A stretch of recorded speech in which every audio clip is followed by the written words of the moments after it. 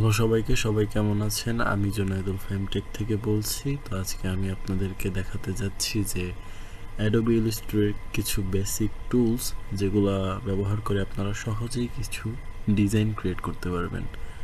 তো এর জন্য প্রথমে আমি সিলেকশন টুলকে দেখাবো। যেটা দেখাচ্ছি এখন সেটা হচ্ছে সিলেকশন টুল। তো সিলেকশন টুলের কাজ দেখানোর জন্য প্রথমে আমাকে শেপ সিলেক্ট করতে হবে। তো আমি এখান থেকে রেক্টেঙ্গুলার শেপটি সিলেক্ট করে সেইখানে রেক্টেঙ্গুলার শেপটি টেনে দিচ্ছি। এই যে আমি টেনে দিলাম। এখন সিলেকশন টুলের কাজ, এই যে দেখুন সিলেকশন টুলের মাধ্যমে আমি এটাকে নাড়াতে পারছি, এটাকে ছোট বড় করতে পারছি। এই যে টেনে বড় করছি, আবার সাইডে দিয়ে ছোট বড় করতে পারছি। এইভাবে রেক্টেঙ্গেল শেপটাকে আমরা অনেকভাবেই করতে পারছি। তো এটার কালার আমি চেঞ্জ করব। তো আমি ফিলে গিয়ে এটার কালার আমি চেঞ্জ করে দিচ্ছি।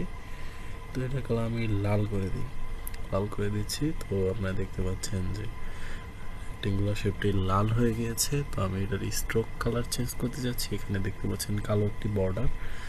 তো এইটাকে স্ট্রোক বলে। স্ট্রোক কালার আমি আপাতত হলুদ করে দিচ্ছি। এই যে স্ট্রোক হলুদ হয়ে গেছে। তো এখান থেকে আমরা যেই কালারটা সিলেক্ট করবো স্ট্রোকটা সেই কালার হয়ে যাবে। আপনারা দেখতেই পাচ্ছেন স্ট্রোকটা চেঞ্জ হয়ে গেল, এটা সবুজ হয়ে গিয়েছে এখন। তো এটাকে ভালো লাগছে না দেখতে, তো আমি এটাকে নাই করে দিচ্ছি। তো সো এটা এখন স্ট্রোক ছাড়া। তো আমরা আমরা যদি কালারটাও নাই করে দিই তাহলে এটার কোনো শেপই থাকবে না, শুধু এটার আউটলাইনটা থাকবে। এরপর যাচ্ছি আমরা ডিরেক্ট সিলেকশন টুলের অনেক কাজ আছে ডিজাইনে। তো প্রথমে আমি কিছু দেখিয়ে নিচ্ছি যে এই যে আপনি রেক্টেঙ্গুলার শেপে যে কর্নার সেটাকে আমরা গোল করতে পারছি বৃত্তের মতো। তো এই ফোঁটাগুলো আমরা ধরে যদি টেনে দেই শিফট চেপে, তাহলে সবগুলো একসাথে আমরা বৃত্ত বানিয়ে ফেলতে পারবো একটা রেক্টেঙ্গুলার শেপকে। তো এইভাবে এটা রেক্টেঙ্গুলার শেপকে টেনে ছোট বড় করা যায়, অথবা এটা শেপ চেঞ্জ করা যায়। তো এটার কর্নারে ধরে যদি আমি যেদিকে টান দিব সেদিকে সেটা যাবে, এটার কর্নারটা সেইখানেই চলে যাবে। তো এই যে দেখাতে পারছি এটা হয়ে গেল। তো এরপর আরেকটা আমি শেপ নিয়ে নিচ্ছি। এখন আমরা যাবো ম্যাজিক ওয়ান টুলে। তো ম্যাজিক ওয়ান টুলে বেশি কিছু নেই, এটা কাজে লাগে না বেশি একটা। লেসো টুলটাও বেশি একটা কাজে লাগে না।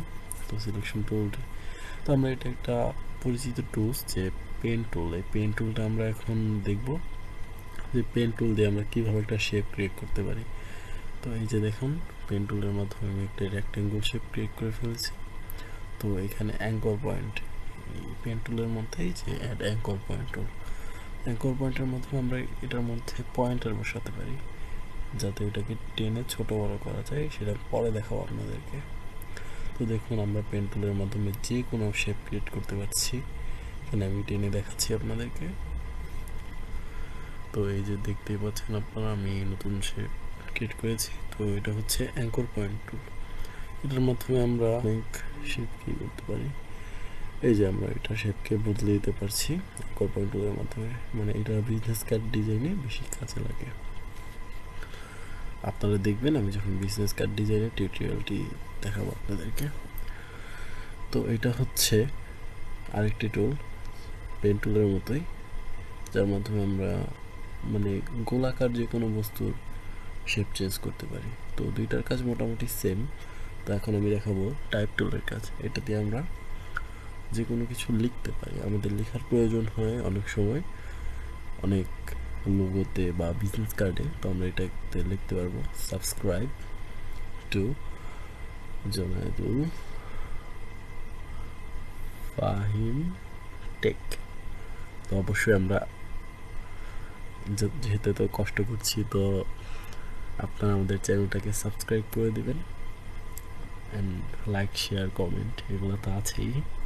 তো এই যে আমরা এটার মাধ্যমে লেখার কালার চেঞ্জ করতে পারছি। সিস্টেম সব সেমি অলমোস্ট। এরপর যাবো আমরা সবচেয়ে একটি গুরুত্বপূর্ণ টুল, যেটা হচ্ছে শেপ টুল।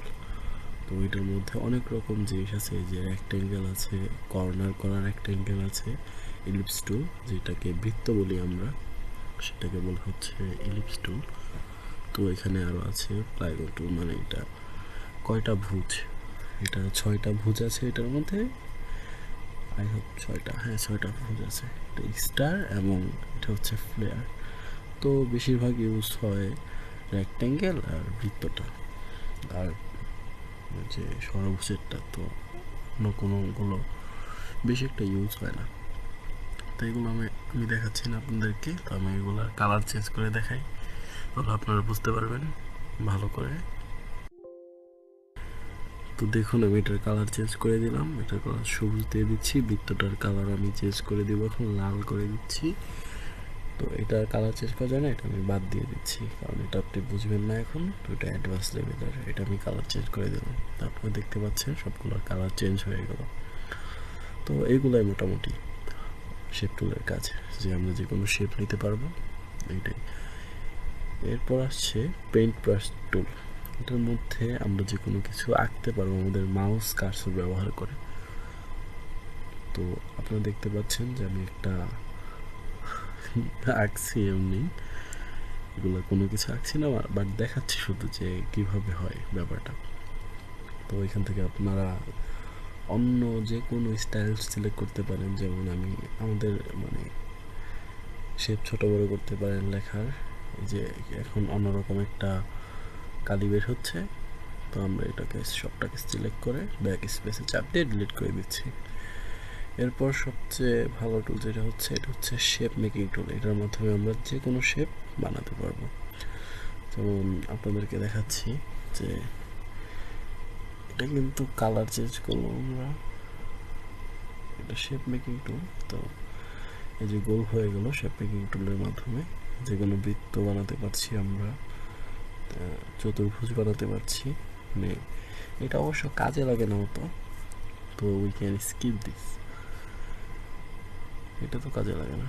তো এখন ত্রিভুজ বানাচ্ছি, তো আপনাদেরকে দেখাই ইরেজার টুলের কাজ।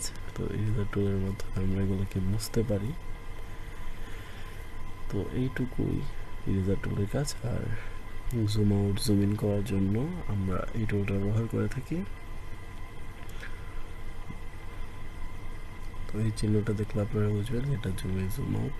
তো এটা হচ্ছে হ্যান্ড টুল, হ্যান্ড টুলের মাধ্যমে আমরা আমাদের স্ক্রিনটাকে ঘোরাতে পারি, মানে সরাতে পারি ডানে বামে উপরে নিচে, আমাদের প্রয়োজন পড়ে অনেক সময়, তো আমরা এটা করতে পারি। তো এরপর দেখা যায় এগুলো কালার চেঞ্জ করি আমরা। তো আমরা এখন দেখাবো যে কোনো কালার ড্রপার, মানে এটা দিয়ে আমরা একটা জিনিসের কালার অন্য জিনিস নিতে পারি। দেখুন যেমন আমি এই গোলটার কালার রেডটাই নিয়ে নিলাম, অথবা আমি এখন ত্রিভুজটাই সিলেক্ট করা আছে, তো আমি এটার কালার ওইটার মতো করে দিলাম। তো এগুলোর অবশ্য কাজ নেই। আর বেসিক টুল কোনটা আছে,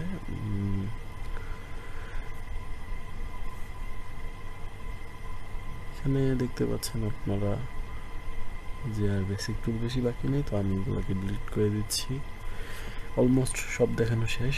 তো থ্যাংকস ফর ওয়াচিং, আর অবশ্যই আমাদের চ্যানেলটা সাবস্ক্রাইব করবেন, লাইক কমেন্ট শেয়ার অ্যান্ড অবশ্যই সাবস্ক্রাইব, আর পাশের বেল বাটনটি ক্লিক করে দিবেন যেন আপনারা সকল আপডেট পেতে পারেন।